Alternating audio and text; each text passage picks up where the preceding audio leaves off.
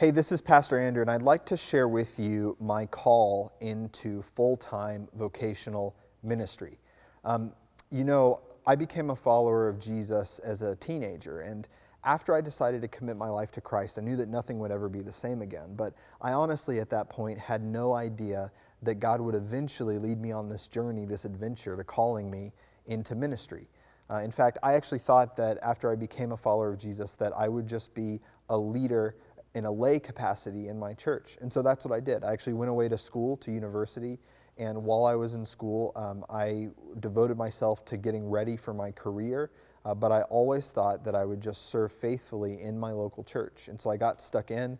I was a leader in our youth ministry there. I was a basketball coach, and I did a lot of community outreach projects. Any way that I could serve in the church, I was all for it. And ultimately, I ended up starting a career in financial services in the insurance industry. And it was while I was working in financial services that God started to pull on my heart. And I would sit in boardrooms all day with men and women who I knew either were followers of Jesus and they just needed someone to come alongside them and to help train them to be able to share their faith with those around them. Or I knew that some of these men and women who I would meet with, who I worked alongside, my colleagues, weren't followers of Jesus. And God started to pull on my heart and say, someone needs to go to the places where people are and to share the gospel with them. And it needs to be you. And that was the first time for me as a follower of Christ that it really clicked that following Jesus isn't just about reading the Bible or having lots of knowledge about what it says, but it's about applying it to our lives. And Jesus calls us to go and to tell other people about him. And so in that moment, I realized that I needed to go as well and to be someone who was going to make a disciple and share the gospel with people in my workplace. And so I tried to live by the values going forward of investing in people, investing in relationships, forming community, and looking for opportunities where I could share the hope of Christ with someone who might be struggling with addiction or might be struggling with greed or might be struggling with the desire to have success. And honestly, they're drowning in all of these different things, but I knew that God was calling me to go and to share with them. And in the middle of that, as I got more invested in being a witness to Christ, God started to pull on my heart. And he started to say, now I want you to do something a little bit different. Now, if you had asked my family, if you'd asked my wife, if I was ever going to be a pastor or I was ever going to go into ministry, they would have told you that there's no way Andrew would ever go into full-time ministry. In fact, I used to say the exact phrase, I will never be a pastor. But God started to pull on my heart while I was in the corporate world, and he said, I want you to do something a little bit different. And so ultimately that led me on a journey of answering a call to go into full-time ministry. And ultimately that started when he called me and my family to leave our jobs and to go and be full-time missionaries in the United Kingdom. So that's how I got started in ministry.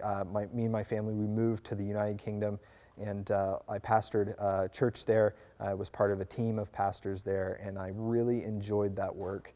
And that was my first start into full-time ministry. Now, I want to share just really quick about my call to come to Calvary and to pastor and be the lead pastor here. You've probably heard, if you've Googled the city of Stockton before, you've probably read or you've seen that the internet doesn't have a lot of nice things to say about our city. In fact, you've probably read the statistics that there's high crime here. We were one of the first cities in the United States in the Great Recession back in 2008 to file for bankruptcy. There's a lot of foreclosed homes here. There's a lot of systemic issues in our city, like racial injustice. There's a lot of issues over socioeconomic injustices here. There's a lot of problems you've probably read in our city. In fact, one of the things that I read on Google as I searched for this city, I actually read that Stockton has been called the armpit of California. The armpit of California. And at first, you might read all of these things that have been written about our city before and think, why would you ever want to come here? Why would you ever want to do ministry here? Why would you ever want to raise a family here? Why would you ever choose Stockton as the place to come? But all of those things that I read were the exact reasons why I fully believe that God called me to this city. Because this city is an incredible city. It's one of the most diverse cities in the United States.